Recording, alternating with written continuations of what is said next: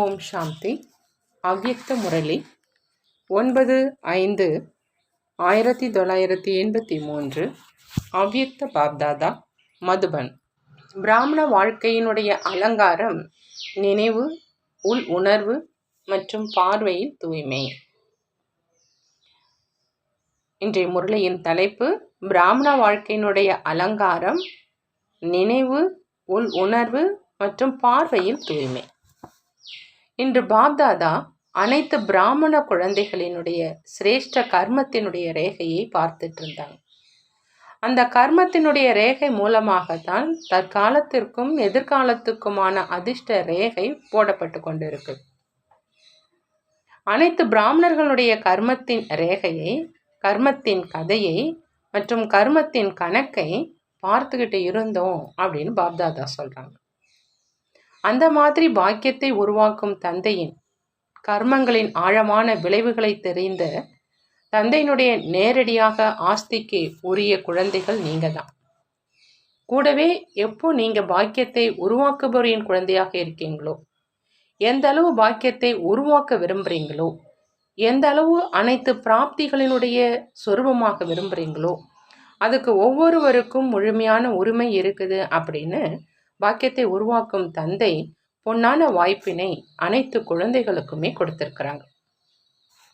உரிமையை கொடுப்பதில் வரிசை கிரமம் கிடையாது, சுதந்திரம் இருக்குது. அதாவது சம்பூர்ண சுதந்திரம்.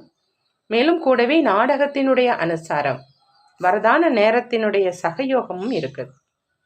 அதுவும் அனைவருக்கும் சமமாக இருக்குது. இருந்தும் இந்த அளவு பொன்னான வாய்ப்பு கிடைச்சும் எல்லைக்கு அப்பாற்பட்ட பிராப்தியையும் எல்லைக்கு உட்பட்ட வரிசை கிரமம் என்பதில் கொண்டு வந்துடுறாங்க. தந்தையும் எல்லைக்கு அப்பாற்பட்டவங்க, ஆஸ்தியும் எல்லைக்கு அப்பாற்பட்டது, உரிமையும் எல்லைக்கு அப்பாற்பட்டது. ஆனால் பெறவங்க வரிசை கிரமமாக ஆகிடுறாங்க. பாபா கேட்குறாங்க, ஏன் அந்த மாதிரி ஆகுது அப்படின்னு. அதுக்கு 2 காரணம் இருக்கு. ஒன்று, புத்தி தூய்மையாக இல்லை, தெளிவாக இல்லை. 2வது, ஒவ்வொரு அடியிலும் எச்சரிக்கை இல்லை, அதாவது கவனம் நிறைந்தவராக இல்லை. இந்த 2 காரணங்கள்னால வரிசை கிரமமாக ஆயிடுறாங்க. முக்கியமான விஷயம் தூய்மைக்கானது. இதைத்தான் முதல் விகாரத்தின் மீது வெற்றி அடைவது, அதாவது காமத்தின் மேல் வெற்றி அடைவதுன்னு சொல்றதுங்கிறாங்க பாபா. எப்போ பிராமண வாழ்க்கையை நடைமுறையில் கடைபிடிக்கிறீங்க அப்படின்னா, பிராமண வாழ்க்கையினுடைய முக்கிய ஆதாரம் அப்படின்னு சொன்னாலும் சரி, புதுமை, ஆன்மீகம், வாழ்க்கையினுடைய அலங்காரம் அப்படின்னு சொன்னாலும் சரி, அது தூய்மை தான். பிராமண வாழ்க்கையில் இருக்கும் சவாலே காமத்தின் மீது வெற்றி அடைவது தான். இந்த அசம்பவத்தை சம்பவமாக்கி காண்பிப்பது தான் சிரேஷ்ட ஞானம் மற்றும் சிரேஷ்ட ஞானத்தை அளிப்பவரினுடைய அடையாளம். எப்படி வெளி உலகத்தில் பெயரளவில் இருக்கும் பிராமணர்களுடைய அடையாளமாக உச்சி குடுமி மற்றும் பூநூல் இருக்குதோ, அதே மாதிரி உண்மையான பிராமணர்களுடைய அடையாளம் தூய்மை மற்றும் மரியாதைகள், அதாவது ஸ்ரீமத். ஜென்மத்தின் மற்றும் வாழ்க்கையினுடைய அடையாளமாக என்ன இருக்குதோ அதை நிரந்தரமாக வாழ்க்கையில் நிலைத்திருக்க செய்ய வேண்டியதாக இருக்குது இல்லையா அப்படின்னு கேட்குறாங்க பாபா. தூய்மைக்கு ஆதாரமான முதல் ஞான துளி நினைவின் தூய்மை. நான் ஆத்மா மட்டுமல்ல, ஆனால் நான் சுத்தமான தூய்மையான ஆத்மா. ஆத்மா அப்படிங்கிற அந்த வார்த்தையோ அனைவரும் சொல்றாங்க. ஆனால் பிராமண ஆத்மா, நான் சுத்தமான தூய்மையான ஆத்மா என்றுதான் எப்பொழுதும் சொல்வாங்க. நான் சிரேஷ்ட ஆத்மா, பூஜைக்குரிய ஆத்மா, விசேஷ ஆத்மா அப்படிங்கிற அந்த நினைவுகள் தான் தூய்மையினுடைய ஆதாரம். அப்படின்னா முதல் ஆதாரத்தை உறுதியானதாக ஆக்கியிருக்கீங்களா அப்படின்னு பாபா கேட்குறாங்க. இந்த பதவி எப்பொழுதுமே நினைவில் இருக்குதான்னு கேட்குறாங்க. எப்படி பதவியோ அப்படி செய்யும் காரியம் இயல்பாக இருக்கணும். முதல்ல நினைவனுடைய தூய்மை வேணும், அதற்கு அப்புறமா உள் உணர்வு மற்றும் பார்வை. எப்பொழுதுமே நினைவில் தூய்மை, அதாவது நான் பூஜைக்குரிய ஆத்மா அப்படின்னா, பூஜைக்குரிய ஆத்மாவினுடைய விசேஷ மகிமையாக என்ன இருக்குது? சம்பூர்ண நிர்விகாரி, சர்வகுண சம்பன்னம், 16 கலைகள் நிரம்பியவர். இவைகள் தான் பூஜைக்குரிய ஆத்மாவினுடைய தகுதிகள். அவர் இயல்பாகவே தன்னை மற்றும் அனைவரையும் எந்த பார்வையோடு பார்ப்பாங்க அப்படின்னு பாபா கேட்குறாங்க. ஆன்மீக குடும்பத்திலும் உலகிய குடும்பத்திலும் மற்றும் உலகில் நினைவில் இருக்கும் ஆத்மாக்கள் இவங்க. அனைவருடைய பரம்பூஜைக்குரிய ஆத்மா மற்றும் பூஜைக்குரியவர்களாக இவங்களை ஆக்கணும் அப்படிங்கிற இந்த பார்வை மட்டும் இருக்கணும். பூஜைக்குரிய ஆத்மாக்கள், அதாவது ஆன்மீக குடும்பத்தினுடைய ஆத்மாக்களின் மீது ஒருவேளை ஏதாவது தூய்மையில்லாத பார்வை போகுது அப்படின்னா இது நினைவினுடைய அஸ்திவாரம் பலகீனமாக இருக்குது. மேலும் இது மிக மிக மிகப்பெரிய பாவம்.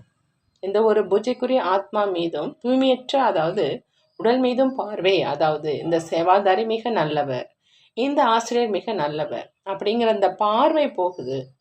ஆனால் நல்லது என்ன? உயர்ந்த நினைவு மற்றும் உயர்ந்த பார்வை தான் நல்ல நிலை. ஒருவேளை அந்த உயர்ந்த நிலை நடைமுறையில் இல்லை அப்படின்னா வேறு எந்த நல்லது இருக்குது? அழகான மாயாவின் ரூபம். இது சேவை அல்ல, சகயோகம் அல்ல, ஆனால் தன்னை மற்றும் மற்றவர்களை தந்தையிடம் இருந்து பிரிப்பதற்கான ஆதாரமாகும். இந்த விஷயத்தை அடிக்கடி கவனத்தில் வைக்க சொல்றாங்க பாபா.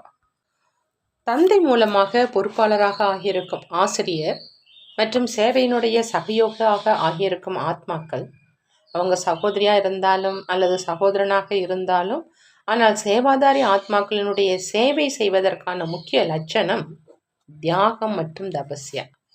இந்த லட்சணத்தின் ஆதாரத்தில் எப்பொழுதும் தியாகி மற்றும் தபஸ்யாவினுடைய திருஷ்டியால் பார்க்க வேண்டுமே அன்றி தேகத்தினுடைய பார்வையோடு பார்க்கக்கூடாது. சிரேஷ்ட ஈஸ்வரிய குடும்பம் அப்படின்னா எப்பொழுதுமே சிரேஷ்டமான பார்வையில் பாருங்க. ஏன்னா இந்த மகா பாவம் ஒரு பொழுதும் பிராப்தி ஸ்வரூபத்தின் அனுபவம் செய்விக்க விடாது. எப்பொழுதுமே ஏதாவது ஒரு காரியத்தில், எண்ணத்தில், உறவு நெருக்கத்தில் குறை மற்றும் பாதிப்பு அப்படிங்கிற இந்த ஏற்றம் மற்றும் இறக்கத்திலேயே சென்று கொண்டிருப்பாங்க. ஒரு பொழுது மிக சரியான நிலையை அனுபவம் செய்ய முடியாது. ஆகினால பூஜைக்குரிய ஆத்மாவாக ஆவதற்கு பதிலாக பாவ ஆத்மாவாக ஆகிவிடவில்லையே அப்படின்னு நினைச்சு பாருங்க. இந்த ஒரு விகாரத்தின் மூலம் மற்ற அனைத்து விகாரங்களும் இயல்பாகவே உருவாகிறது. விருப்பம் நிறைவேறாத காரணத்தினால முதல்ல கோபம் வரும்.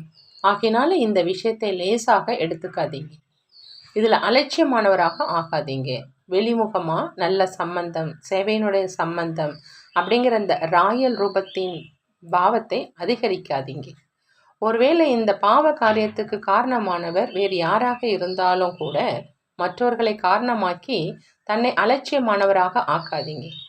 நான் தான் காரணம் அப்படிங்கிற இந்த எச்சரிக்கையை எதுவரை வைக்கவில்லையோ அதுவரை மகா பாவத்திலிருந்து விடுபட முடியாது.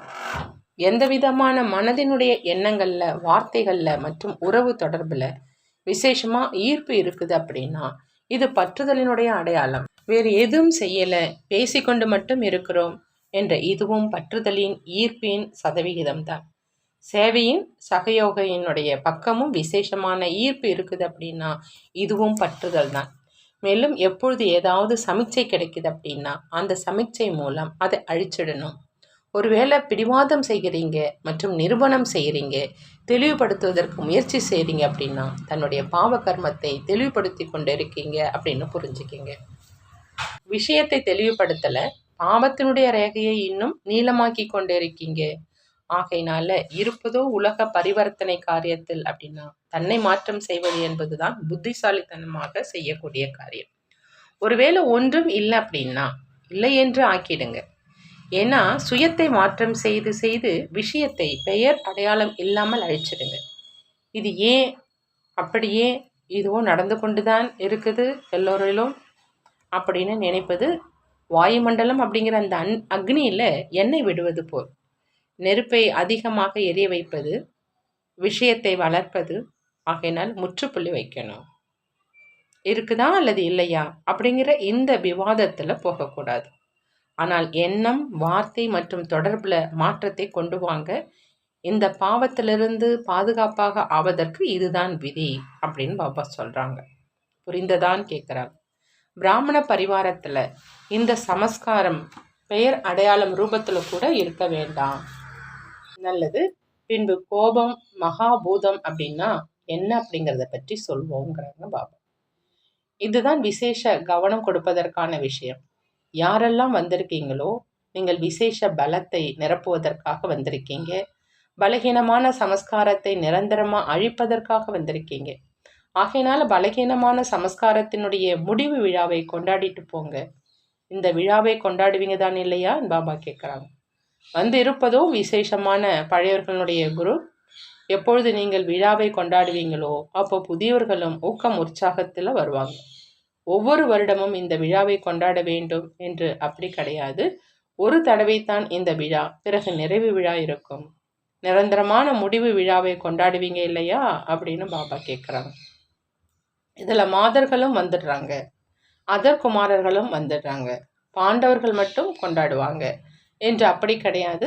குமாரிகளும் கொண்டாடுவாங்க, ஆசிரியர்களும் கொண்டாடுவாங்க, அதர் குமாரிகளும் கொண்டாடுவாங்க. அனைவரும் ஒன்றாக சேர்ந்து இந்த விழாவை கொண்டாடுங்க, சரிதானே அப்படின்னு பாபா கேட்குறாங்க. குமாரிகள் சக்திகள் தான் இல்லையா? ஆகையினால சக்தி ரூபத்தினுடைய விழாவை கொண்டாடுவீங்க இல்லையா? நல்லது. எப்பொழுதும் தனக்காக நற்சிந்தனை வைத்திருக்கும், எப்பொழுதும் சுய பரிவர்த்தனை காரியத்தில் முதல்ல நான் அப்படிங்கிற இந்த பாடத்தில் நம்பர் 1 வரக்கூடிய, எப்பொழுதும் எண்ணம் சொல் மற்றும் தொடர்பில் அனைவருக்காகவும் எல்லைக்கு அப்பாற்பட்ட நினைவு சொரூபம், எப்பொழுதும் தூய்மை மற்றும் கவனமாக இருக்கக்கூடிய தூய்மையான பூஜைக்குரிய ஆத்மாக்களுக்கு பாப்தாதாவினுடைய அன்பு நினைவுகள் மற்றும் நமஸ்காரம் செய்கிறாங்க. நாமும் நம்மளுடைய பாப்தாதாவுக்கு அன்பு நினைவுகள் மற்றும் நமஸ்காரம் செய்வோம். நல்லது. குமாரர்களுக்காக அவ்யக்த பாப்தாதாவினுடைய இனிமையான மகா வாக்கியங்கள். பாப்தாதா சொல்கிறாங்க, எப்பொழுதும் தன்னை ஒவ்வொரு அடியிலும் சாட்சியாக இருப்பதாக மற்றும் எப்பொழுதும் தந்தையினுடைய துணைவனாக இருப்பதாக அனுபவம் செய்கிறீங்களான்னு கேட்குறாங்க. யார் எப்பொழுதுமே சாட்சியாக இருப்பாங்களோ அவங்க எப்பொழுதுமே காரியம் செய்து கொண்டே ஒவ்வொரு அடியை எடுத்து வைப்பதில் கர்ம பந்தனத்திலிருந்து விலகியவராக மற்றும் தந்தைக்கு பிரியமானவராக இருப்பாங்க.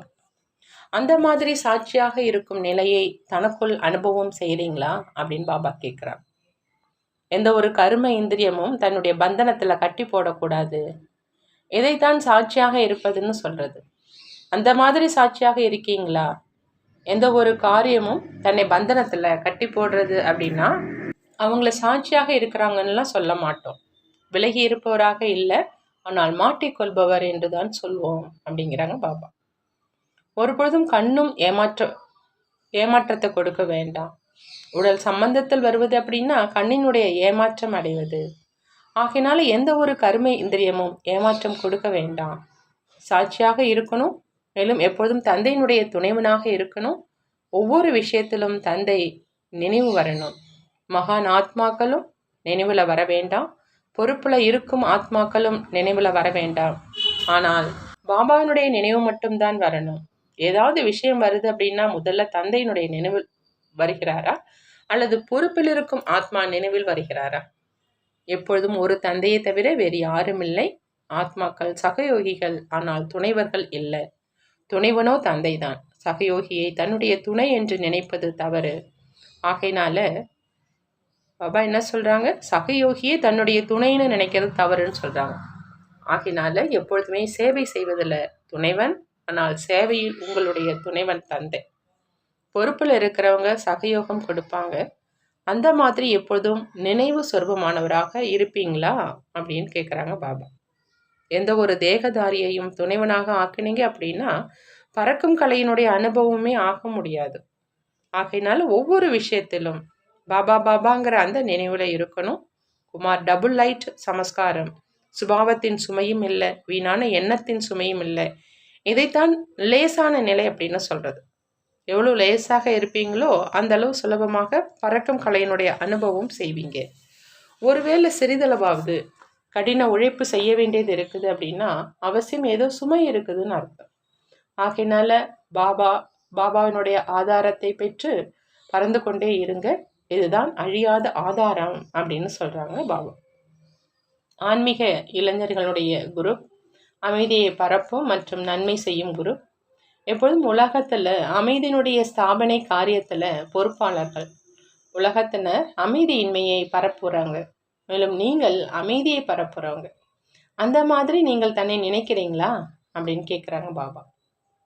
இளைஞர் குரூப் மீது அரசியல்வாதிகளுக்கும் எதிர்பார்ப்பு இருக்குது, மேலும் பாப்தாதாவுக்குமே எதிர்பார்ப்பு இருக்குது. நீங்கள் எதிர்பார்ப்புகளை நிறைவேற்றுபவர்கள் தான் இல்லையா? குழந்தைகள் எப்பொழுதும் தந்தையினுடைய எதிர்பார்ப்புகளை நிறைவேற்றுபவர்களாக இருப்பாங்க.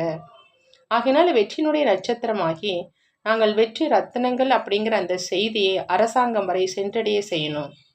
இப்போ எந்த குரூப் எங்கே வெற்றி கொடியை பறக்க விடுறாங்க அப்படின்னு பார்க்கலாம் அப்படிங்கிறாங்க.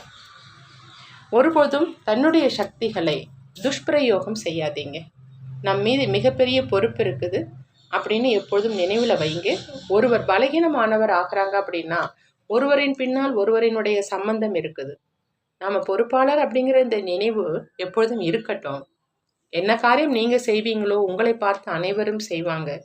ஆகையினால ஒரு பொழுதும் சாதாரண காரியம் இல்லை, எப்பொழுதுமே சிரேஷ்ட காரியம் செய்பவங்க, எப்பொழுதும் உறுதியாக இருக்கிறவங்க. நல்லது.